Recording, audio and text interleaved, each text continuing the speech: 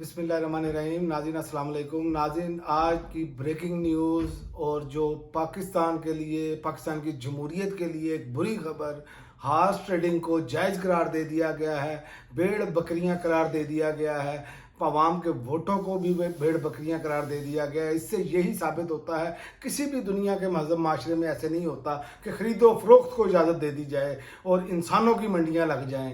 तो ये तो पाकिस्तान की पूरी जमहूरियत, जो इतनी अवाम है, वो जिनको वोट डालती है, उनको आगे बेचने के लिए जो अशराफिया है वो मंडियां लगाए।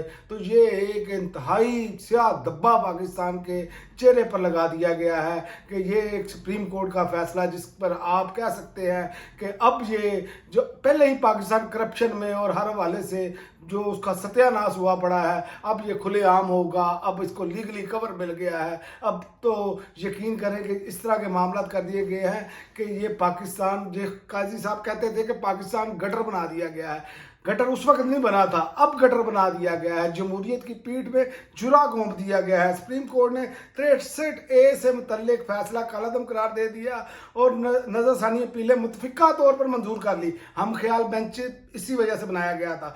सुप्रीम कोर्ट ने एक केस का फैसला सुनाते हुए कहा, चीफ जस्टिस काजी फाइज ईसा ने मुख्तलिफ फैसला सुनाते हुए कहा कि अपील मंजूर की जाती है और तफसीली फैसला बाद में सुनाया जाएगा। और याद रहे, 25 अक्टूबर से पहले ये बिलावल कह चुके थे कि हमने आईनी तरमीम हर सूरत करनी है वरना मार्चरा लग जाएगा। ये बिलावल ने भी अपने नाना के जो आइन है ना, उसको रोंद डाला और उसको रोंदने की तरफ अब चल पड़ा है ये काम। याद रखें कि बंदे जो हैं वो अगवा भी किए जाएंगे, अब खरीदे भी जाएंगे। अगवा अलहदा किए जा रहे हैं, वो पहले भी किए जा रहे थे, लेकिन ये एक दीवार लगी थी, वोट डालेंगे तो कास्ट नहीं होगा। लेकिन ये सारा कुछ अब आप अपनी आंखों से देखेंगे। ये पाकिस्तान के साथ कर क्या रहे हैं बेशरम लोग। फिर कहते हैं कि अवाम हमसे नफरत करती है, अवाम हमसे बेजार है। सुप्रीम कोर्ट आप पाकिस्तान में आर्टिकल 63 नजरसानी केस में की समाज चीफ जस्टिस काजी फाइज ईसा की सरबराही में 5 रुकनी बेंच ने की। Justice Aminuddin, justice Jamal Khan Mandokhail, justice Naeem Akhtar Afghan और जस्टिस मजहर आलम बेंच में शामिल थे। और याद रहे कि 17 मई 2022 को सुप्रीम कोर्ट ने आर्टिकल 63 की तशरीह से मुतल्लिक सदारती रेफरेंस पर फैसले में कहा था कि मुनर्रफ रुकन असम्बली का पार्टी पॉलिसी के खिलाफ दिया गया वोट नहीं शुमार भी नहीं होगा, जबकि ताहयात न्यायाली की मुद्दत का तयन पार्लिमान करेगी। लेकिन आज की समाअत के आगाज पर चीफ जस्टिस काजी फाइज ईसा ने बैरिस्टर अली जफर से इस्तफसार किया। आपके अपने मौक़िफ़ से मुलाकात हो गई। और मैं ये भी बताऊं कि ये भी खबर सामने है और ये भी ऑन रिकॉर्ड है कि एजेंसियों के लोग जब ये मुलाकात करने गए, 3 लोग वहाँ पर इनके सर पर मौजूद थे। ये भी दुनिया का वाहिद मुलाकात है जो वकील अपने मौक़िफ़ के साथ करने गया है और ऊपर एजेंसियों के लोग मौजूद हों। तो ये वो सारी चीज़ें हैं, ये नज़र आ रहा था कि ये सब कुछ होना है। और चीफ जस्टिस काजी फाइज ईसा ने, बैरिस्टर अली जफर ने अदालत से इस्तदा की कि हम इमरान खान अदालत से खुद मुखातब होकर बात करना चाहते हैं। बानी पीटीआई को आप वीडियो लिंक के जरिए अदालत में गुजारिशात रखना चाहते हैं। चीफ जस्टिस ने राय दी कि अच्छा आगे चले और दलाइल शुरू करें। और पीटीआई ने इसका बाकायदा तौर पर इसका बाइकाट किया। लेकिन बाद में उन्होंने क्या किया कि बैरिस्टर अली जफर ने कि हमें जो है वो अदालत ने रिक्वेस्ट की कि आप अदालती मावन बन जाए। तो ये वो चीज़ें हैं कि और मावन जो है वो बनने के लिए तैयार भी हो गए।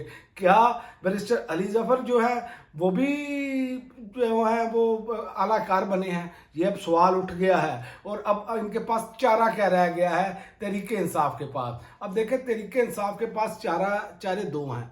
एक रास्ता ये है कि शहबाज शरीफ के खिलाफ अदम एतमाद लाई जाए। और जिस तरह ये अगर पीटीआई के लोग अगवा करके तोड़े जा सकते थे, इनको तो लोग हाई पैसों के लालच में चलते हैं, तो लिहाजा तरीके अदम एतमाद जमा कराई जाए और उस पर इसे आगे लेकर चला जाए। और बाकी जो है काजी साहब की जो अचीवमेंट है वो उन्होंने आते हुए अचीवमेंट बताई थी कि जनाब मैंने पहला फुल कोर्ट और दूसरा अवामी दिलचस्पी के केसेस की लाइव समाज शुरू की ताकि यूट्यूबर के जरिए लोग सुप्रीम कोर्ट के जरिए सुने। तो बाकी केसेस को क्यों नहीं सुनाया? क्योंकि ये एक्सपोज हो गए, ये सारा कुछ क्लियर हो गया कि काजी साहब क्या कर रहे हैं और क्या करने जा रहे हैं। تو یہ وہ ساری چیزیں ہیں. اب کل کا احتجاج یاد رکھے پاکستانیوں، اگر آپ کی تعداد کل بھرپور ہوتی ہے تو یقین کریں یہ آئینی ترمیم بھی نہیں کر پائیں گے اور یہ اپنے گھر کو بھی جائیں گے اور عدالتوں کے فیصلے بھی ریویو ہوں گے. اور قاضی صاحب نے جس طرح زور زبردستی اپنی مرضی کا ہم خیال بینچ بنایا، یہ بھی کسی سے ڈکی چھپی بات نہیں ہے. لیکن ہمارے ہاں تو مسئلہ یہ ہے کہ بلاول صاحب بھی کہہ رہے تھے کہ اس بینچ سے تو اتنی اسٹیبلشمنٹ خوش نہیں ہے جتنی بلاول صاحب خوش تھے 5 رکنی بینچ سے.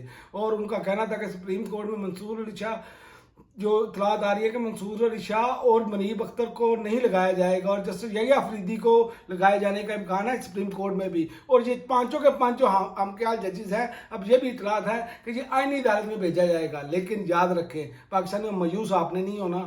یہ ایک پلان انسان بناتا ہے، ایک میرا رب تدبیر کرتا ہے اور میرا رب بہترین تدبیر کرنے والا ہے. صرف آپ کا کام ہے کوشش کرنا. اگر آپ بڑی تعداد میں ایسے ہی ڈٹ کر کھڑے رہے تو ان کا انجام بہت قریب ہے. اب تک کے لیے اتنا ہی، اجازت دیجیے. اللہ حافظ.